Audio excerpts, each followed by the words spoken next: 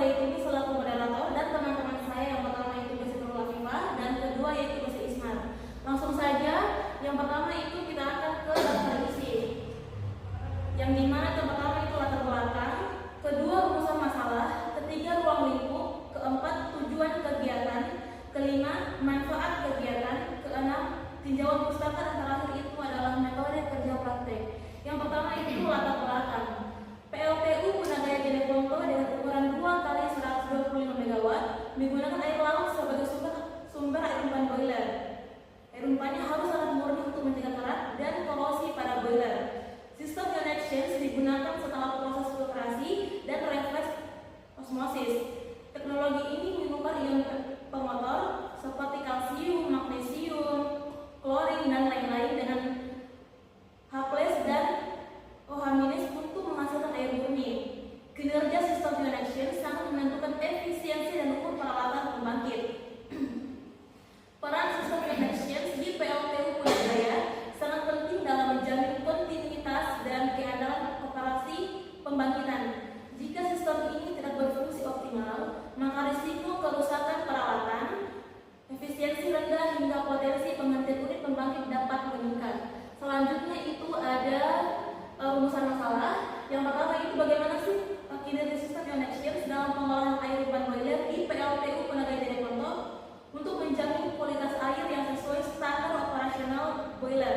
Yang kedua yaitu apa saja faktor yang mempengaruhi efektivitas sistem connection dalam menjaga kualitas air umpan boiler di PLTU Punagaya Jeneponto.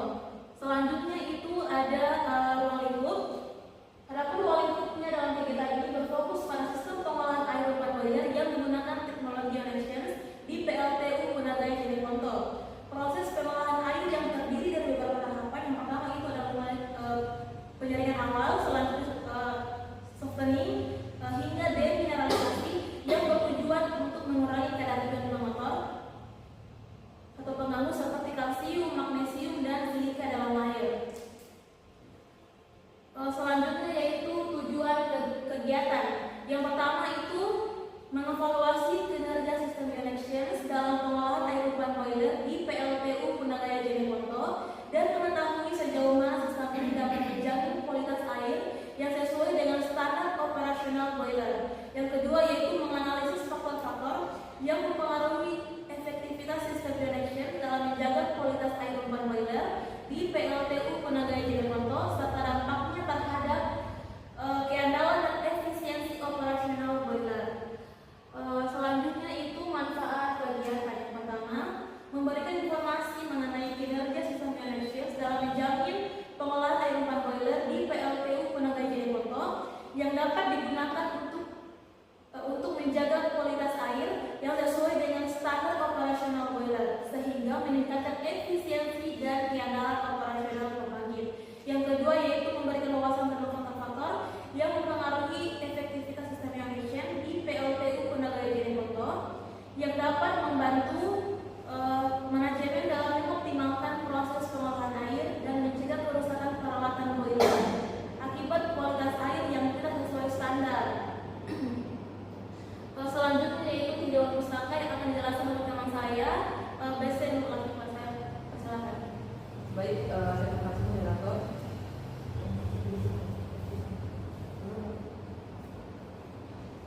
Baik, yang pertama saya akan menjelaskan sedikit tentang profil perusahaan PLTU Punagaya.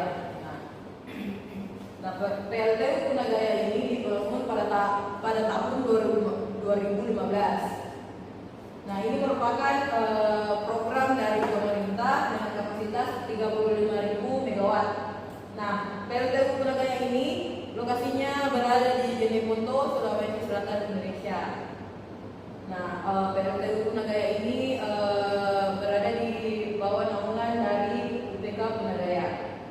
Nah, bisa dilihat di sini gambar dari perusahaan PLTU Punagaya yang diambil dari satelit. Baik. Nah, selanjutnya saya akan menjelaskan bagaimana sih proses pengolahan air di PLTU Punagaya. Nah, yang pertama di sini ada intake air laut. Nah, maksud dari intake air laut ini yang pertama itu air laut dipompa masuk ke dalam sistem PLTU. Nah, selanjutnya masuk ke tahapan proses klorinasi. Nah, di proses ini yaitu proses penambahan zat klorin untuk membunuh mikroorganisme dan bakteri-bakteri yang masih ada di dalam si air laut tersebut. Nah, selanjutnya setelah mikroorganismenya dan bakterinya mati, berlanjut ke proses koagulasi dan flokulasi. Nah, di sini proses penambahan zat kimia untuk mengendapkan kotoran-kotoran kecil. Nah, sehingga nantinya kotoran-kotoran ini akan menjumpal dan memudahkan pada saat proses pembuangan. Nah, ketika pada saat kotoran-kotoran ini menjumpal, kotoran-kotoran tersebut diendapkan di proses yang namanya sedimentasi atau clarifier. Nah, setelah kotoran-kotorannya mengendap, air jernihnya masuk ke tahapan filtrasi multimedia. Di sini maksudnya itu filtrasi multimedia itu proses filtrasi menggunakan pasir, karbon aktif, dan kerikil agar membuat air ini menjadi lebih jernih. Selanjutnya masuk ke proses yang namanya deklorinasi. Nah, di proses deklorinasi ini merupakan proses yang dimana kita ingin mengambil zat-zat kimia yang telah ditambahkan tadi pada proses sebelumnya agar tidak mengganggu pada saat diproses reversi osmosis, karena zat-zat kimia dapat menyebabkan kerusakan alat di proses reversi osmosis jika tidak dibuang. Nah, selanjutnya di proses reversi osmosis atau RO, di sini air lautnya dilakukan proses filtrasi dengan tekanan tinggi untuk menghilangkan garam-garam dan mineral yang masih banyak terkandung di air laut tersebut. Setelah itu dilakukan penyelesaian pH agar air lautnya tidak terlalu asam dan tidak terlalu basa juga. Nah, setelah semua proses ini masuklah ke proses yang namanya demineralisasi atau proses bioextraction. Dan di sini si air laut tadi yang belum 100% murni masuk ke tahapan demineralisasi. Di sini proses pertukaran ion-ion yang ingin ditambahkan dan ion pengotor yang ingin dihilangkan. Nah, setelah itu masuklah ke tahapan penyimpanan sebelum air dialirkan ke boiler. Baik, selanjutnya sesuai dengan topik dari magang kami yaitu proses ion exchange, jadi saya akan menjelaskan lebih dalam tentang peran si ion exchange ini. Nah, yang pertama tadi yang telah saya sebutkan, air hasil RO kan belum 100% murni. Nah, air ini dimasukkan ke tahap demineralisasi tadi atau tahapan ion exchange. Nah, di sini kami memakai dua resin untuk menukar ion. Yang pertama ada resin ion untuk menukar ion-ion seperti ion kalsium, magnesium, natrium ditukar dengan ion H+. Sedangkan untuk resin anion dia tugasnya untuk menukar ion-ion negatif seperti klorida, sulfat, mereka tukar dengan ion OH-. Nah, ketika keduanya ini bercampur jadilah air H2O atau air yang jernih. Selanjutnya untuk membuat airnya ini betul-betul jernih, hilang ion-ionnya, dilakukan tahapan selanjutnya yaitu mixed bed polishing. Nah, maksudnya itu di mixed bed polishing ini campuran dari resin-resin kation dan anion. Nah, ketika air telah melalui tahapan ini, didapatlah air dengan konduktivitas 0,2 mikrometer per sentimeter. Nah, setelah itu airnya dicek kembali kualitasnya seperti pH-nya, konduktivitasnya, dan silikanya. Apabila air ini sudah lolos sesuai dengan standar perusahaan, nah airnya sudah bisa disimpan di penyimpanan air atau di water tank.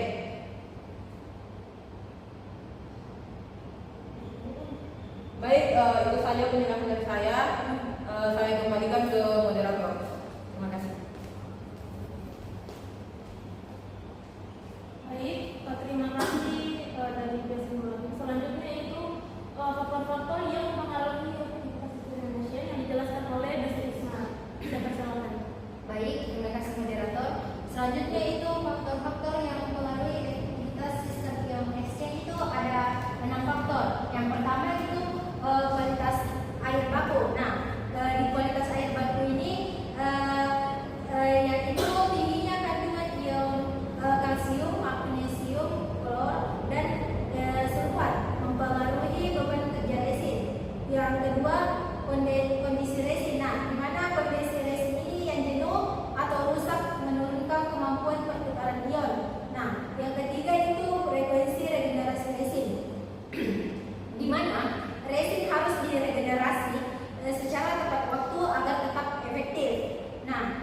keempat itu parameter operasi. Di sini parameter operasinya itu yaitu suhu, pH, dan tekanan aliran air mempengaruhi kinerja pertukaran ion. Nah, yang kelima itu desain dan konfigurasi kolom. Di sini termasuk penggunaan resin campuran di mix bed untuk meningkatkan kemurnian air. Yang keenam itu pemantauan dan kontrol sistem, di mana penggunaan alat seperti TDS meter, pH meter, conductivity meter penting untuk menjaga performanya. Selanjutnya itu masuk di metode kerja praktek. Nah, untuk metode kerja praktek ini waktu pelaksananya itu di PT PLN Nusantara Power UP Punagaya Jeneponto, Sulawesi Selatan, dengan rentang waktu pelaksanaan itu tanggal 1 Agustus sampai 31 September 2025. Nah, untuk unit produksinya menjadi lokasi pengamatan selama kerja praktek, yaitu unit pengolahan air atau water treatment plant di PLTU Punagaya, Kabupaten Jeneponto, Sulawesi Selatan. Selanjutnya adapun alat dan bahan. Yang pertama itu alat, yaitu APD, alat pelindung diri, TDS meter, pH meter, ion kromatografi, atomic absorption spectrometry. Mungkin bisa dilihat di atas. Selanjutnya yaitu ada bahan, yaitu resin kation dan anion, dan larutan regeneral. Nah, larutan di regeneral ini terdapat dua larutan, yaitu asam sulfat sama natrium hidroksida atau NaOH. Selanjutnya air baku, kemudian air limbah boiler. Nah, untuk teknik pengumpulan data yaitu ada dua, ada kuantitatif dan kualitatif. Dan untuk ini saya menjelaskan untuk kuantitatif. Nah, data kuantitatif itu terdapat tiga, yaitu parameter sebelum dan sesudah ion exchanger, yang dimana TDS meter dan pH meter diuji awal kualitas air. Yang kedua itu conductivity meter untuk mengecek konduktivitas air pasca proses. Yang kedua kandungan ion tertentu, di mana ion kromatografi atau IJ untuk mengecek kandungan asam sulfat dan klorin. Nah, yang kedua flam photometer untuk mengecek kandungan natrium dan kalsium. Yang ketiga itu AS dan JPOS untuk mengecek kandungan magnesium dan logam lainnya. Selanjutnya itu evaluasi dan monitoring. Nah, di mana flometer ini untuk mengecek atau memantau laju aliran air. Yang kedua perangkat lunak, rekam data dan analisis real time. Selanjutnya untuk menganalisis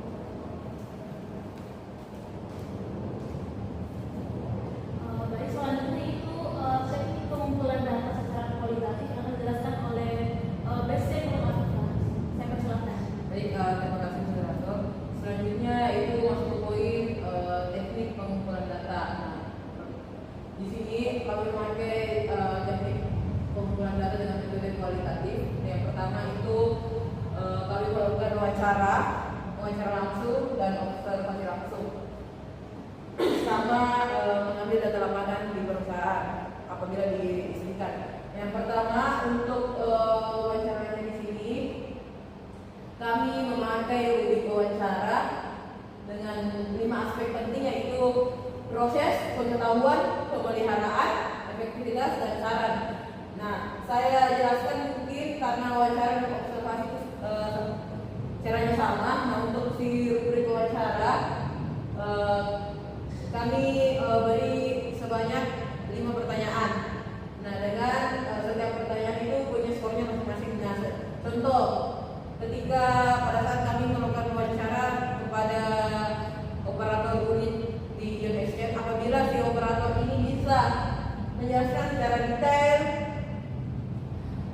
soal proses yang terdapat di Ion Exchange, maka kami akan memberikan dia skor 5 atau dengan maksud sangat baik. Nah, apabila ternyata si operator ini masih kurang pengetahuannya untuk menjelaskan tentang si unit tersebut, kami sesuaikan skornya, semisal kami beri 3. Nah, kalau untuk skor wawancara itu maksimal di 25 poin karena ada 5 pertanyaan.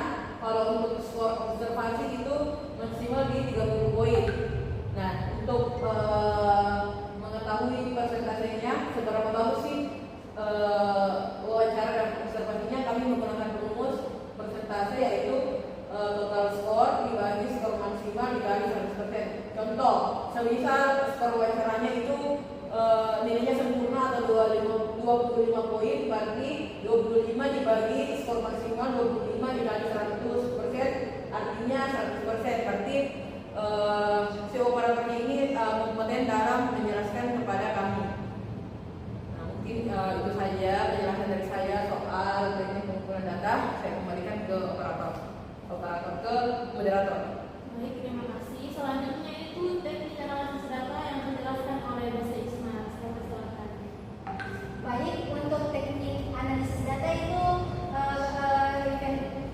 inventarisasi data, di mana pencatatan nilai TDS, pH, konduktivitas, dan ion kalsium, magnesium, natrium, klorin, asam sulfat sebelum dan sesudah proses. Nah, untuk mengetahui perbandingan kualitas air itu kami menggunakan perhitungan, yaitu selisih konsentrasi CI dikali C0.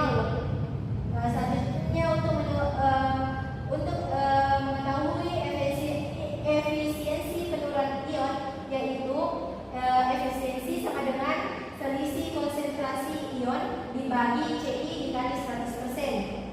Nah, selanjutnya itu untuk perhitungan kebutuhan resin atau simulasi. Nah, panas dikali V dikali CI dikali 1000 dibagi CA dikali efisiensi. Nah, di mana itu volume resin